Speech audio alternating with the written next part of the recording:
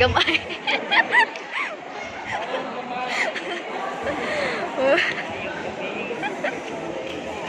My name is Steve Clark.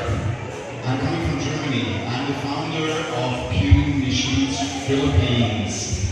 My Bisaya is Hey, a little bit only. Mayong Gabay. good evening. So he's translating me. Okay, perfect. Thank you, Pastor Lorenzo. Salamat. Ayo. I'm super happy to be here. Nalipay kayo maayo nga nakanhin. You all are lovely people. I mean the whole Filipinos. I love the nation. Maayo kayo mga tao kadang ang emo kadang sa una pa ni Pastor. Kung ilan lang ang pinagsahan natin. Ang nangyari kayo, ganahan kayo ninyo, nakaningan mo sa makadaghan na mga higayon sa Pilipinas. You are so lovely people. And you know what? God loves you so much. Ngayon kayo mga tao, kaya kabalungon ay kung mabakayo ang Diyos kaninyo. Are you aware that you are a free nation? Do you know that you are a free nation? Are you aware of this? That you are a free nation? Kabalungon mo, kamu ang gumasto ng naso. You're not reigned by another nation, so, for example, Germany, so they're still in World War, so it's only a contract. It never stopped. We are still reigned by the Americans.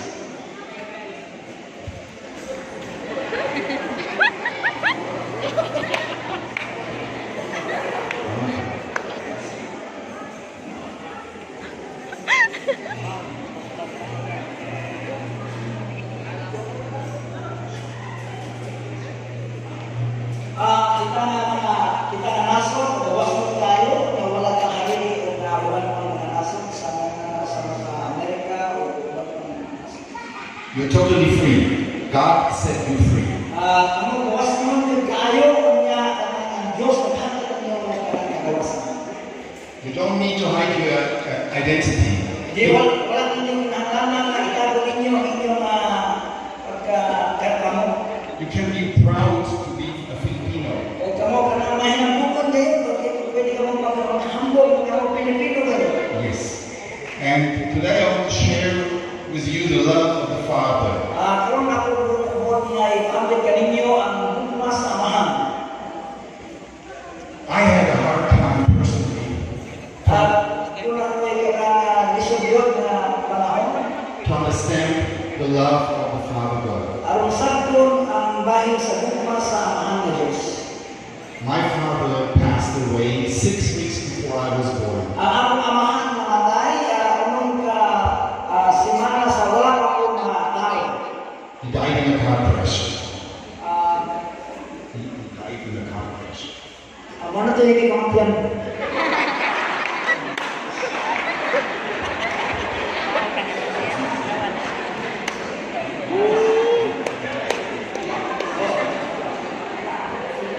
Okay. So I had no father. Busa wala din sa amahan. And I recognize that a lot of you also have problem with their identity with their father. Kaya akong nasabdan na pinagalinyo na nagyoy kanalaan na murag nalistan sa himo nga kanang wala din sila yung amahan sa.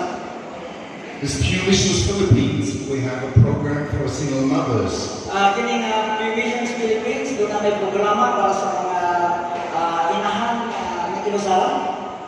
Because there are a lot of single mothers in that country. Tungod kay daghan man po ang mga inahan na kinusalan ini nga maong nasod. There are a lot of children, they don't have a father. Daghan mga bata o wala yung amahan. Or the father is not a good father. O ang amahan nila dili maayo na amahan. Or the father is not responsible. Kunya dili ko responsable ang ilang amahan.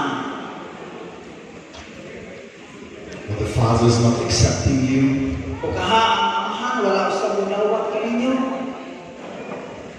And so it is hard for you to understand Busa naglisod mo sa pagsabot that God is our loving Father.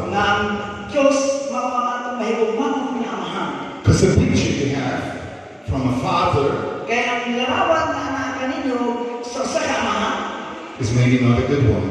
Kay tingali dili maayo. Just now I want to share with you Usa karon gusto nato nga ipanggit kaninyo how good the Father is. kung unsa gyud ka maayo ang Amahan. There's Jesus. Ini si Jesus. He came on earth about 2,000 years ago. May kanao, may ani sa kalibutan, damuhan ang kalibutan ko ang bilabay. He was born by Mother Mary, you know this. Nasabta ninyo, nasayra ninyo, masya, makatao, pinahagi ni Maria. Some people think that this is the birth of Jesus, but Jesus existed way before. Damhan ang nagtuon mamahal ni ang kasunugdanan ni Jesus. Apan na tinuod si Ginoong Jesus, natao sa sugal pa sa sinugdanan yun. I have a Bible verse for you, John 17. Ako, basahon ka ninyo ang versikulo hingad sa Juan 17. Jesus is praying for his disciples. Si Jesus nag-aako alang sa iya mga tinunan. He's talking directly to his Father. Siya nag-exulti diretso yun sa iyang Amahan. He said, Father, the hour has come. Give glory to the Son, so that the Son may give glory to you. For you gave him authority over all humanity, so that he might give eternal life to all souls you gave him. And eternal life means knowing you, the only true God, and knowing Jesus Christ, whom you sent. I have shown your glory on earth. I have finished the work you gave me to do.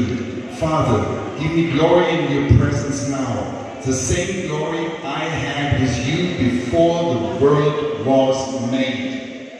Mayroon si Ginoong Jesus sa iyang Amahan. Amahan, nagasiyagot na ang anak na. Ihatag ang himaya sa imong anak, aron nga ang anak magahatag usab kanimo og himaya. Kay ikaw nagahatag kaniya og kagahom sa tanan nga katawhan.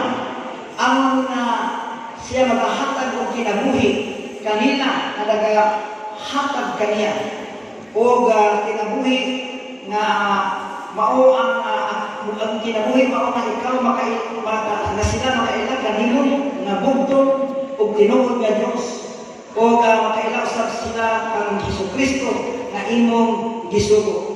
Akong gipakita ang imong himaya sa kalibutan ug ako usab gihuman ang akong muluhaton na imong gihatag kanako nga buhaton.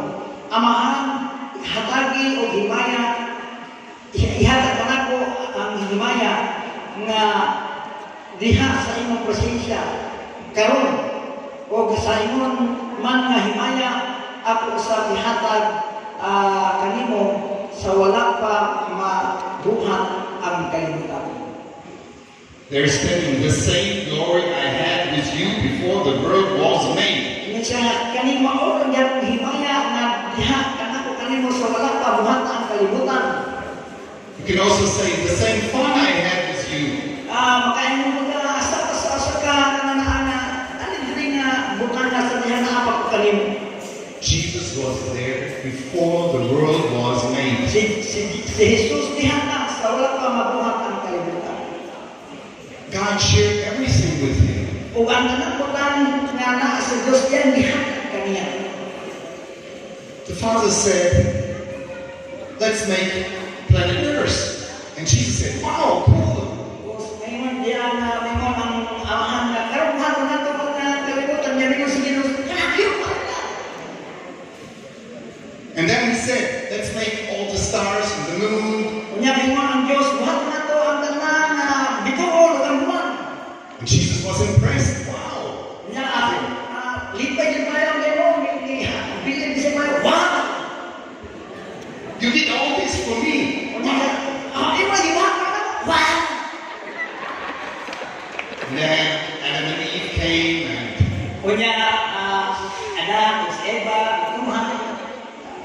and then all the stories you know, Moses, Unya inyo nasabtan na, sabot na mo sa tanang mga istorya, Moses, Noah, Ark, Noah, Arka, Josiah, and many other prophets. o mga mga propeta.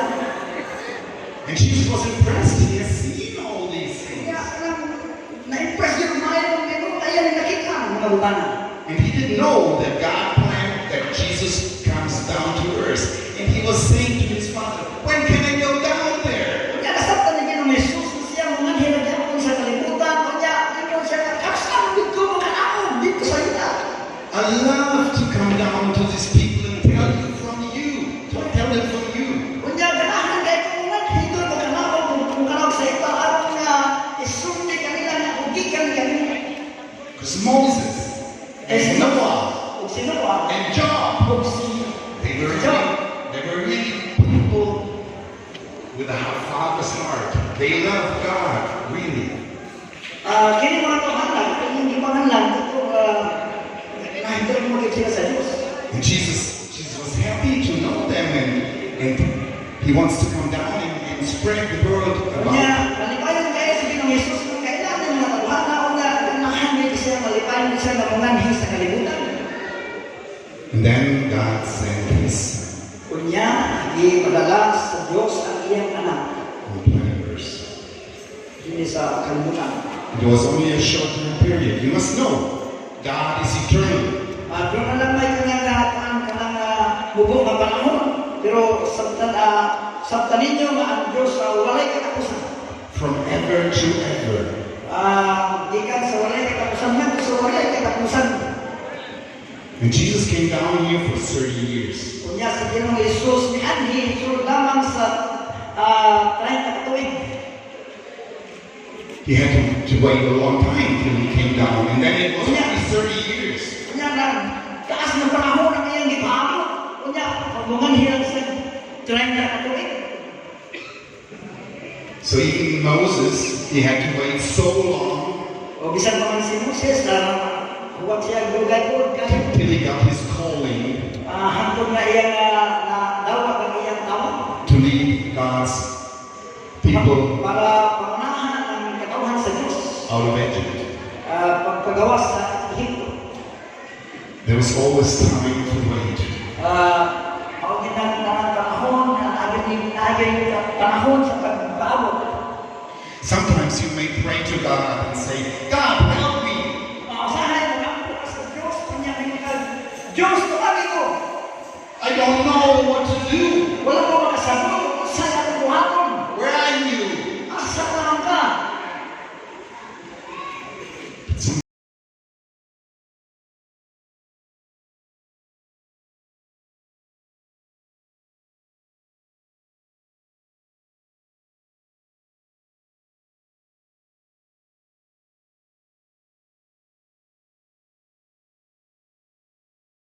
Huwag niya na ipakita kanino na siya ang amahan sa tanang bulan. You can trust him. Makasalig ka kaniya. You can come to him whenever you feel you need someone. Makahimo ka sa pagduro kaniya sa kanya atay debate ka na kinahanglan ka o usa ka tao. He's never mad on you. Wala gid siya masubok kanimo. He has always time. Siya nagpabiling ka na kayo. He's not judging you. Wala siya nagahukom kanimo. He wants that you take him as your father. Gusto niya na ikaw budawat kaniya imong na imong amahan. He wants to make you so happy like he made Jesus happy. Ganahan siya na ikaw malipay sa mga Ginoong Jesus malipay. Because he said, if you accept my son, Jesus Christ, Kaya nagay mo siya na kung iyong gawat na akong anak sa Yesu Kristo. then you are my child. Ikaw, mahimo na akong anak o ikaw yung akong anak. And that's why he wants to be with us in heaven forever. Mao gani kas ganahan siya na ikaw mag-uban ka ngadto sa langit. Uban ka. Every life on earth is made from God. Matag kinabuhi kini sa kalibutan, hindi mo sa Dios. And he gave us understanding. Kung gitagaan niya og panabot, And the most important is a free will. o labing importante mo ang atong pagdesisyon. Free will. We can make own decisions. Magkahimo ta og atong kabalingong desisyon. We don't know how long we live. Wala ta masayod kung sa kataas ang atong kinabuhi. Maybe 30 years like Jesus. O siguro mga pila ka tuig sama kang Ginoong Hesus naman. Maybe only 15 years? Siguro mga 15 katuig lang. Maybe 50 years? O kaha 50 katuig. Maybe we grow old. We don't know. Siguro mo tiguan pa ta, wala ta masayo. But compared to eternity, it is a short time. Kung palagi mo na siya sa eternidad na lubulit ang kaya na panahon. Where would you be forever? Asa man niyo gusto santo. So it's time Busa makapronatak na to make the decision because God gave you a free will. sa paghimo og desisyon tungod kay gitagaan ka sa Ginoo og kagawasan sa pag-desisyon. He wants to start to give you His love. Gusto niya na ipaambit kanimo pagsugod sa paglahatag kanimo sa iyang gugma. So pray to God. Pray to God Father. Busa ang pag-apo sa Diyos. And say, Father, help me. Isulti ka niya na amahan tabagi mo. Show me your love. Pakita ka na ko ang iyong gugma. I don't know how to deal with this. O wala ko masayo sa akong buhaton ini nga butang. I never had a father who showed me this. Wala kong makabaton o amahan na nagpakita ka na ko na ini nga mga butang. Please teach me, help me. Usap tabagi ko. I'm alone. Nag-inusan ako. I'm struggling. Ako nag-lisod. Please, Father, Busa ahin mo amahan. I accept your Son, Jesus Christ. Akong ginawa ng iyong anak na si Jesus. Forgive me all my sins. Masaylo ako sa tanan ng akong bangsala. I want to follow Jesus. Gusto na ko, ubot na ko na musulod kanino. And I want the love of the Father. Ubot na ko ang hugma sa ama. So everyone who wants to make this decision for Jesus So, si bisan kinsa nga lagi mo ako ng desisyon alam ng Jesus. can say, hello, I'm here. Forget who's sitting beside you. Pwede niyo mo kung itaas ang inyong amot. Kung ganahan ka ako na mahimo ng desisyon nga itaas ang inyong amot na po sa kalimdi, hindi sa inyong ganahan. For everyone who has a broken heart because he has no real father. Kung naaman din si tanan nga naay ka nga sumanon, nga kasing-kasing, kay wala siya ay amahan, And you need a healing. Diyos maghatag ka niyo og kaayuhan. We want to pray for you that your heart gets healed. Kung ang imong kasing-kasing mo sa mga kay sunan niya, nagbutag ka ng kaayuhan, na gusto niya na magampo. So if you want to receive that, Gusto niyo mong gamato na, if you want to give your life to Jesus kung gusto niyo mong ihatag ka niyong kinabuhi ng Jesus, and receive the love of the Father, kung gawato ang gugma sa amahan, so come up front. doon, naris ang tubangan, And we will pray for you. o kami mag-aangkot kanimo. Don't be afraid. Ayaw kanyo, sige po, kung naan inyong gibatin na kaliw o tindog, niya karita sa tubangan.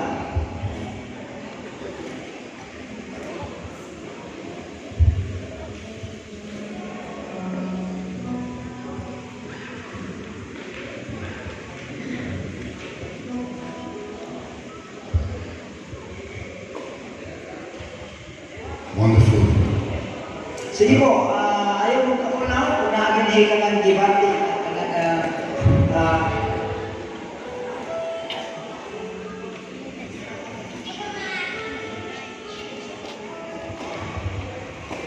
I share another short story with you.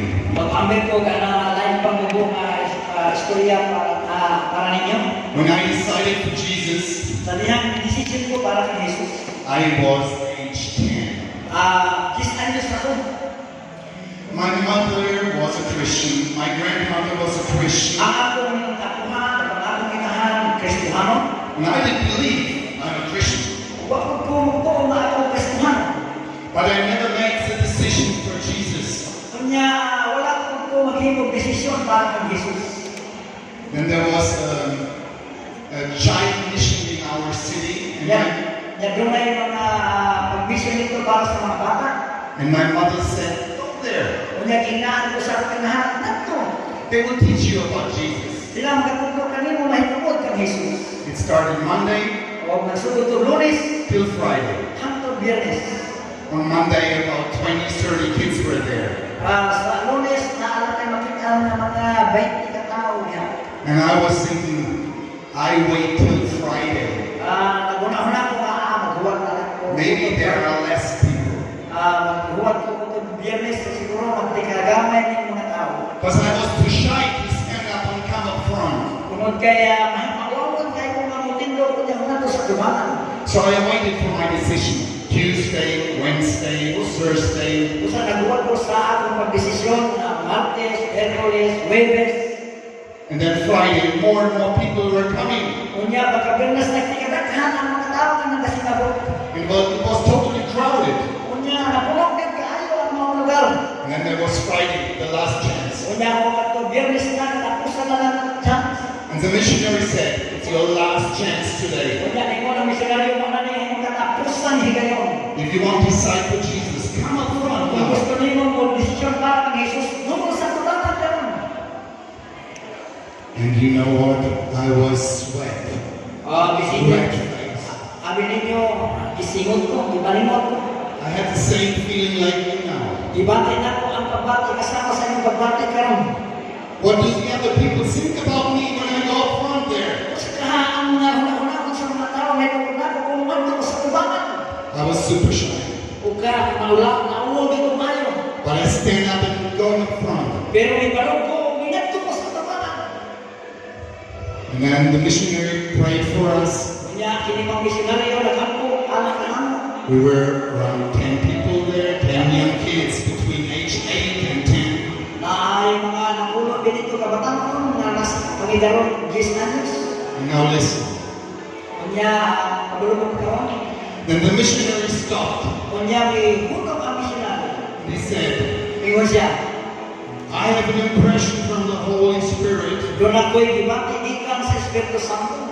that these 10 kids here Na kini napulo ka mga bataan din will be missionaries one day. mahimong misyonaryo sa kanto. I was age 10. 10 anos sa atong panahon. I was super afraid to go to the jungle. Labihan din na ako kahando mga tulo sa mga bukid. I wanted to go home to my mother. I was afraid. Hando kayo. But God showed me His love. He said, Apang ipakita ka na ako sa Diyos ang iyang gugma o siya na imong. I have saved your life. Giluwas na ko ang imong kinabuhi. I will save you. And I will let you live your life. Ako giluwas ako kinabuhi niya ako tubukan ka na mabuhi sa imong kinabuhi. And the calling to be here now. Ako magapuyo sa imong kinabuhi niya diha ang tawag. This was the second calling. It was 30 years later. Niya ikaduhang tawag mo na ikaw magalanggan ka niya. God has a plan for you. Ang Diyos tunay plano kanimo. He loves you. Siya nahigugma kanimo. So just now I want to make the salvation prayer with you. Is there anyone else who wants to come? Usa karon maghimo ko og mga pag-ampo alang sa kaluwasan ta ako kay gusto mo muduol sa tumangan. Also, if you need to receive healing in your heart, Kung ganahan ka kung nakinahanglan ka o kaayuhan ka sa mga kasing-kasing, come up front. gaano sa I tubangan. want to pray for you. Mag-ampo kami kanimo. Jesus Christ, thank you. Salamat, Lord. Thank you that you came down on earth. Thank you that you did what the Father wanted from you. And you died on the cross for our sins. So just now, would you like to make the salvation prayer with you? You know, Messiah? Hallelujah. Lord Jesus. Siguro ilan kanato, pila kanato maka-exponan na ako nasamdanan na iyong ipadanan kanato, iapambit kanato ang Bisaya bayan sa buong kasama. So kaninyo, maniya karon sa tubangan. ulahan ta, dili lamang na kamo nga namin sa tubangan, kita na nasa likod. Liya ta diri nagsaulo sa pagkamaayo sa Diyos. So, naningtang nasa kagabing batia ang dako sa Ginoo kanimo. Kaya ang Ginoo dili gyud magpakyas kanimo. So, atong ipataas ang atong kamot. O pag-ampo ta atong litokon kini nga pag-ampo nga kinasingkas. Ako diyan ngayon ako mag-extend na natin sa likod, ako po di-extend na natin mga sa ina. Hallelujah. Palihog pagsapatin ng mga pag-ampo. May gumang amahan. Atong musikan, may gumang amahan. Diyos na nagbuhat sa langit o sa iyo. Aniya ako sa imong tingin. Nasalit ako na ako makasasala. Imong nakita ang akong kasing-kasing. Nasaktan ko na imong gibati ang akong pagbati. Ginoong Jesus, ikaw ang akong bugtong paglaw. Sulod sa akong kasing-kasing, gidawat ko ikaw nga akong Ginoo. Gidawat ko ang imong gugma. Salamat nga imong gitugyan ang imong kinabuhi. Gihanap dito sa Krus sa Kalbaryo. Alam ka na. Salamat nga imong nasabtan ang akong pagbati. Ayuha ang akong kasing-kasing. Ayuha ang akong relasyon diyan ka. Di kami karon akong dawaton o akong pahimuslan ang imong dakong gugma ka. Ikalipay ko na ikaw Ginoo, akong Ginoo, akong manluwas, tingkad na sa kagabihan, hangtod sa katapusan. Kinintangan akong kiampo sa pangalan ni Jesus. Amen. So never forget this day. I am your witness. Ayaw kalimutin ng anak na ang gabiula ako sa kasaksi. And when the devil likes to come and say, oh, this decision was not a real decision, forget it. You made a decision for Jesus today. Ayaw ninyong na ang yawa kung magkuhan sila at kasama-sama siya sa inyo. No one can steal it from you. No one can steal it. Walay mga ilog na inigikan kanino. The Father loves you. Kaya nahigugma pa kayo ang amahan kanino. There's a party in heaven now. Doon ay nakakahugyaw sa langit karon. Because you decided for Jesus. Tungkol kayo naghimo mo desisyon para kang Jesus. Hallelujah. Hallelujah. Welcome, brothers and sisters. Welcome. Mga kaisamahan.